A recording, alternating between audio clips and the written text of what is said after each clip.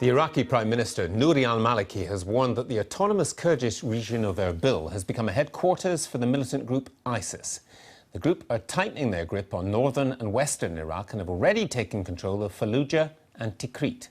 The self-proclaimed Islamic State now extends from the Syrian province of Aleppo to the Iraq province of Diyala. The announcement came a week after Kurdish leaders said that preparations are underway for a referendum on self-determination. Well, the crisis in Iraq has brought together some unlikely allies. The United States has deployed 300 military advisors and has drones on station to protect US personnel on the ground. But despite requests from Iraq, they've ruled out any airstrikes in the region for now. Russia has supplied Iraq with a number of Su-25 attack aircraft in a deal worth nearly £300 million. And Iran has said it will provide its western neighbour with whatever is needed to counter the Sunni militants. It's already supplied aircraft, and one of its pilots was killed in Iraq last weekend. Well, Iraq's ambassador to the US, Lukman Faily, is in Washington for us now. Ambassador, good evening to you.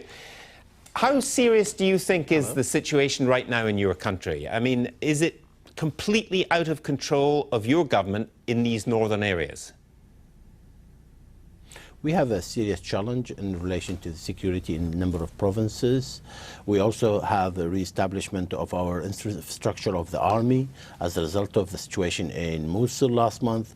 Therefore, the situation is serious. It's the integrity of state still in question. We need international support to help us to deal with this international terrorist organization. Let's talk a little bit about that international support, if we may. I mean, do you feel let down by the United States? They're not doing what you would like? We have a strategic framework agreement with the United States which talks about the protection of a democratic government and the people of Iraq. We expect the United States to work with us. They have been working with us in relation to provision of counterintelligence and some capabilities. We expect more. The situation requires more, and we think that to protect that democracy, we need to work closer, deeper, and more in other areas of cooperation, such as air supremacy and so on. Right, but when Barack Obama was weighing this up, and it took him quite some time, he did say, and he said it very clearly, he said it repeatedly, that in essence this is a political problem. It is not simply a military problem. And by a political problem, he meant that Mr. Maliki's government has not been inclusive enough to include some people from the Sunni community in the north in particular. There is a government formation going on. The parliament will sit in again on Sunday to talk about the speaker, then the presidency, then the premiership. That's a democratic process. We have to go through a certain process which the constitution stipulates. We're going through that process. We are trying to get everybody involved as a reflection of the parliament. This was a fair election by all standards.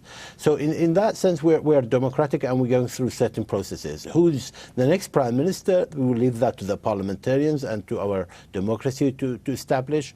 As to the support, we somewhat disagree that the urgency on the ground is too high and too high risk for us to think about just a political dimension. Certainly, there are politics, there are work we need to do to get our house in order. Nobody is denying that. But what we're saying is the risk in destruction, in ethnic cleansing and everything else which is going on now in Mosul. Sunnis, imams are being executed and others. This is not politics. This is pure terrorism by a pure terrorist organization such as Al-Qaeda and ISIL. But given that ISIL, as it's called in the United States, or ISIS as it's called over here, has extended its range, it's got an area basically from the west of Syria right through your country, and it seems to be able to hold on to territory.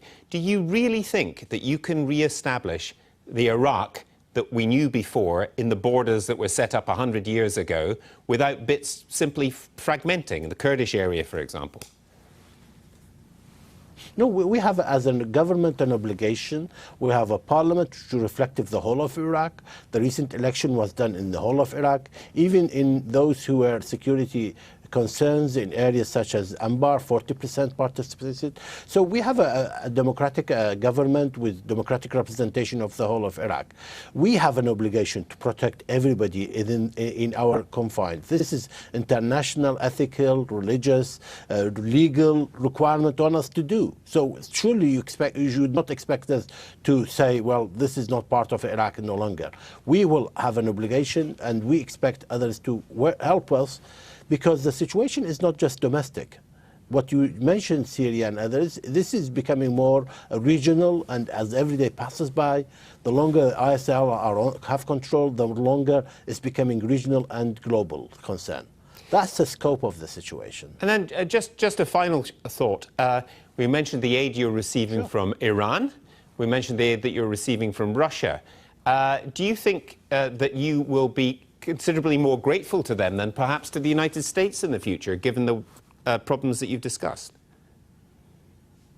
We are grateful to anybody who can help us in our situation. The countries you mentioned share with us the concern. United States, more than anybody else, share that concern. We appreciate what United States have done to us over the last years and years, and we appreciate what they have done now. They are providing us with a lot of support. We need more. We have chosen the United States as our partner. We will certainly appreciate all the support we are getting and we will get from the United States.